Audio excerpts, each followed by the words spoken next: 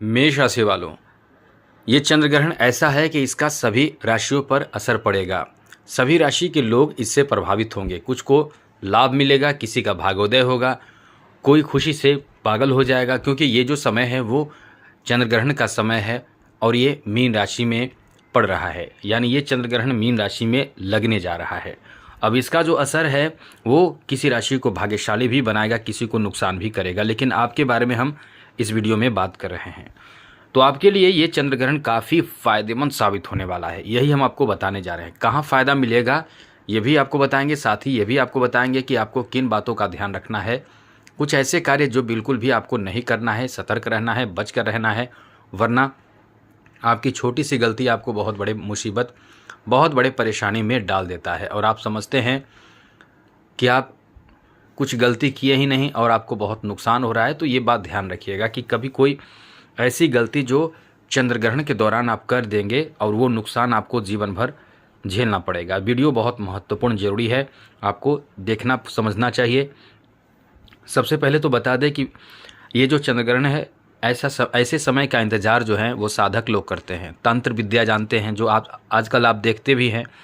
कोई किसी पर तांत्रिक क्रियाएं करके परेशान करके रखा है, कोई किसी कारण से परेशान है, कोई तंत्र विद्या से परेशान है, क्योंकि आजकल का यही चीज़ है।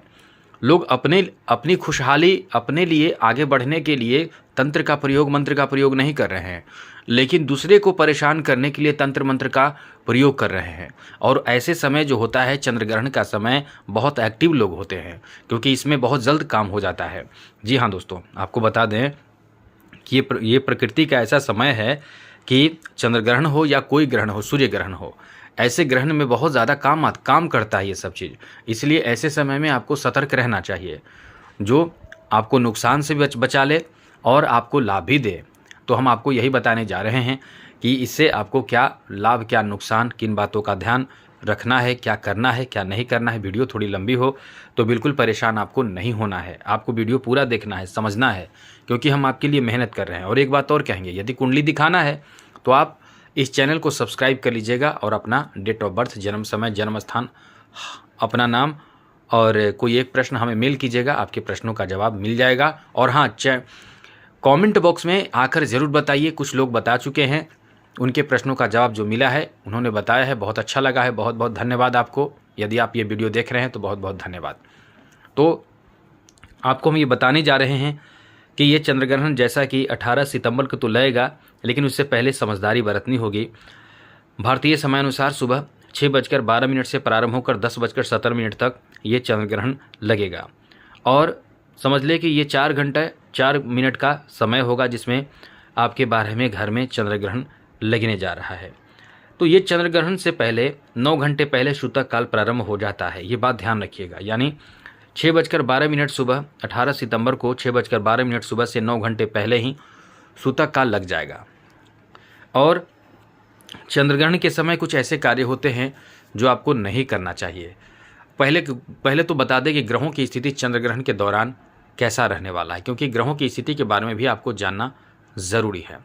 तो चंद्र ग्रहण के समय सूर्य 1 डिग्री पर रहेगा कन्या राशि में, चंद्रमा 8 मतलब मीन राशि में रहेगा, और मंगल 13 डिग्री पर मिथुन राशि में रहेगा, लगभग 14 डिग्री मानकर चलें। बुध 21 डिग्री पर रहेगा सिंह राशि में। देवगुरु बृहस्पति जो 26 डिग्री पर वृषभ राशि में रहने वाला है, जो आपका किस्मत का मालिक है। शुक्र 0 डिग्री पर रहेगा। जी हाँ दोस्तों, 0 डिग्री पर। शनि 21 डिग्री पर कुंभ राशि में, यानी अपने घर में रहेगा। तो शुक्र और शनि ये दोनों अपने घर में ऐसे समय में रहेगा।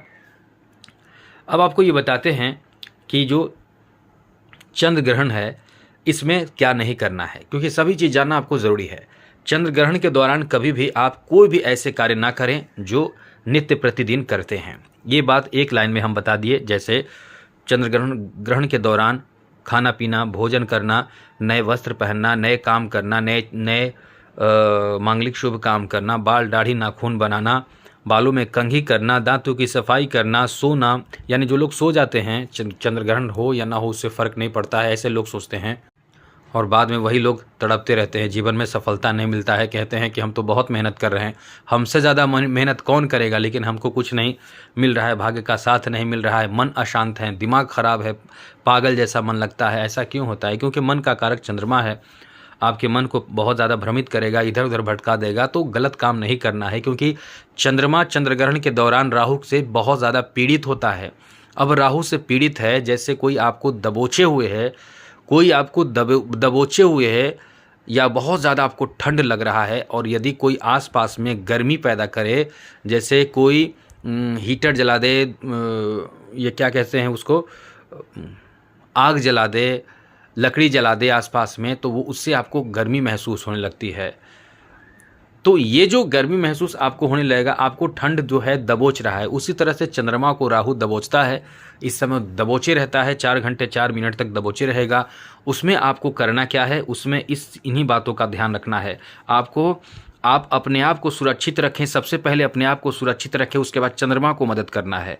तो अपने आप को सुरक्षित कैसे रखेंगे? क्योंकि प्रकृति आपकी सुरक्षा करती है, और ऐसे समय में प्रकृति स्वयं की सुरक्षा करेगी, क्योंकि प्रकृति ऐसे समय में दूषित हो जाती है, खुद की सुरक्षा में लग जाती है, और ऐसे में आपको खुद की सुरक्षा करना चाहिए। जैसे कि भोजन यदि आपने पका लिया है तो उसमें तुलसी पत्ता डाल दें। यदि ये भोजन या नहीं पकाया है तो इस समय भोजन पकाना भी वर्जित माना जाता है, सोना भी वर्जित माना जाता है। और ख़ास करके एक बात और है कि पौधे को तुलसी पत्ता वगैरह इस समय ना तोड़ें, और ना ही आपको फूल पत्ती तोड़ना चाहिए इस समय। तो इन बातों का एकदम से ध्यान रखना बहुत ज़्यादा ज़रूरी होगा, एकदम से इसे हल्के में ना लें। और साथ साथ जो गर्भवती महिलाएं हैं उनको तो सबसे ज़्यादा ध्यान रखना चाहिए, क्योंकि जो आपके पेट में पल रहे बच्चे होते हैं, आप देखते होंगे कितने ऐसे बच्चों को देखे होंगे, कितने बड़े लोगों को भी देखे होंगे जिनका बोलने में तुतलाते हैं, उनका नाक और होठ एकदम से सटे होते हैं, या उंगलियों में दिक्कत होती है, पैरों की उंगलियों में दिक्कत होती है।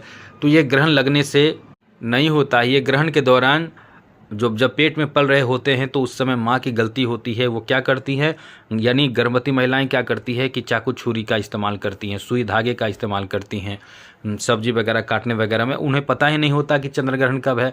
इसलिए तो हम आपको अक्सर कहते हैं कि इस चैनल से जुड़ जाइए, पहले ही जानकारी हम आपको दे देंगे, बहुत पहले ही बहुत कुछ जानकारी हम आपसे शेयर कर देंगे, जिससे आप सतर्क रहेंगे, तैयार रहेंगे। तो इन बातों का ध्यान रखना बहुत ही ज़्यादा ज़रूरी होगा। अब चंद्रग्रहण रहे तो क्या करना है, चंद्रग्रहण के दौरान क्या करना है? चंद्रग्रहण के दौरान आपको तो सबसे पहले यही कहेंगे कि अपने इष्ट देव का ध्यान करें। इससे चंद्रमा बहुत ज़्यादा मजबूत होता है, इससे चंद्रमा पर प्रभाव पड़ता है, आपके मन पर प्रभाव पड़ेगा, आपके मन पर, क्योंकि आपकी पूरे बॉडी ग्रहों से जड़ित है।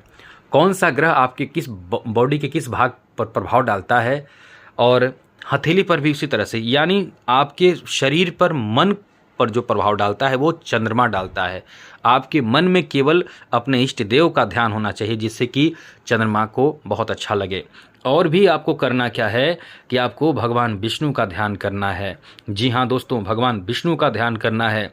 आप चाहे लड्डू गोपाल का ध्यान करें, चाहे कृष्ण का ध्यान करें, राधा रानी का ध्यान करें, जो भी आप करें, लेकिन उनका ध्यान करें, मंत्र जप करें, ओम नमो भगवते वासुदेवाय नमः, या फिर आप नाम जप करें, मतलब कीर्तन करें। जितना इस तरह के कार्य हैं वो आप खूब करें, ज़्यादा से ज़्यादा करें, क्योंकि ऐसा करने से चंद्रमा बहुत ज़्यादा प्रभावित होता है, और फिर आपके जीवन में चंद्रमा से जनित किसी तरह का कोई भी निगेटिव प्रभाव नहीं पड़ता है।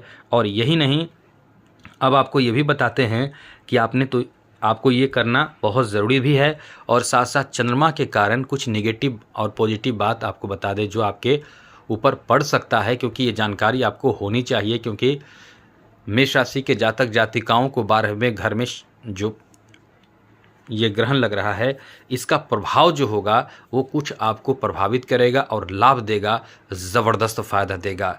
जैसे निगेटिव बातें कुछ आपको बता दें कि इस समय नेगेटिव के साथ पॉजिटिव बातें भी हैं। जैसे जो काम आप करना चाहेंगे उसमें थोड़े आपको संघर्ष करना पड़ जाएगा, थोड़े से संघर्ष, कुछ नया करना चाहेंगे, अपने जीवन में तरक्की के लिए कुछ नए भाग्य आजमाएंगे, तो उसमें थोड़ी मेहनत करेंगे, सफलता उसके बाद मिलेगा।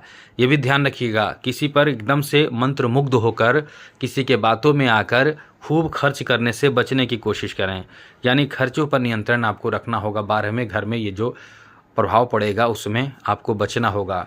और साथ साथ इस ग्रहण का जो प्रभाव होगा, आपको कोई बहुत ज़बरदस्त फ़ायदा, कोई उच्च फ़ायदा, कोई बड़ा फ़ायदा आपको देगा, जिससे आपके जीवन ही बदल कर रख देगा। यानी ये आपके किस्मत को बना देगा, ये भागोदय कर देगा, ये चमका देगा, सोया किस्मत को जगा देगा। लेकिन थोड़े संघर्ष और खर्च, ये 2 बात आपको ध्यान रखना होगा, क्योंकि दोनों स्थिति आपके साथ है, थोड़े संघर्ष और खर्च। अब आपको बताते हैं कि ग्रहण के बाद आपको क्या करना चाहिए। कुछ लोग नहीं जानते हैं, लेकिन जो लोग जानते हैं वो बहुत अच्छी बात है, जानना चाहिए। ग्रहण के बाद आप जो ताबीज़ पहने हुए हैं, बहुत लोग ताबीज़ भी पहनते हैं, बहुत लोग कई तरह के ग्रह जनित अंगूठी पहनते हैं, रत्न पहनते हैं, धारण करते हैं।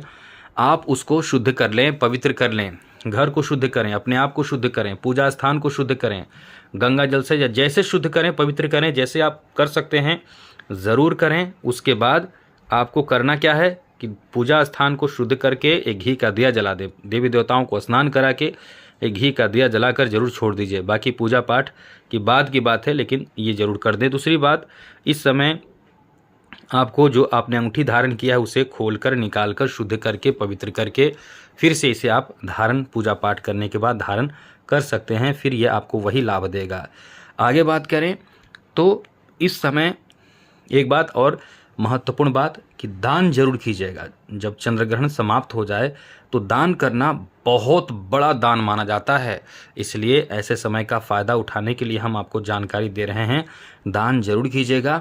इस दान का मतलब है कि आपके जो बुरे कर्म हैं, जो निगेटिव प्रभाव ग्रहों से संबंधित है, निगेटिव प्रभाव, वो भी आपके बहुत दूर हो जाते हैं। दूसरी ज़रूरी बात, पूरे घर में 2 कपूर या ज़्यादा भी ले सकते हैं, 2 कपूर और कम से कम 2 फूल वाला लौंग लेकर जलाकर पूरे घर में कोने कोने में धुआं उसका जाए। केवल बाथरूम को छोड़ दें, क्योंकि बाथरूम खुद अशुद्ध होता है, फिर वो काम बेकार हो जाएगा। बाथरूम को छोड़कर आप पूरे घर में ऊपर से लेकर नीचे तक दिखा दें, इसका धुआं दिखा दें।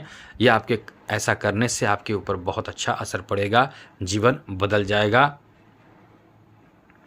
अब आप ये समझ लें कि यदि आपको कुछ पूछना है तो आप कमेंट में भी पूछ सकते हैं, या फिर कमेंट में जय माता दी जरूर लिखिएगा। सबसे हम अनुरोध करते हैं, जय माता दी ज़रूर लिखिएगा, और या फिर राधे राधे लिखिएगा। और साथ साथ आप हमें मेल कीजिए अपना डेट ऑफ बर्थ, जन्म समय, जन्म स्थान, और हम इसका जवाब देंगे।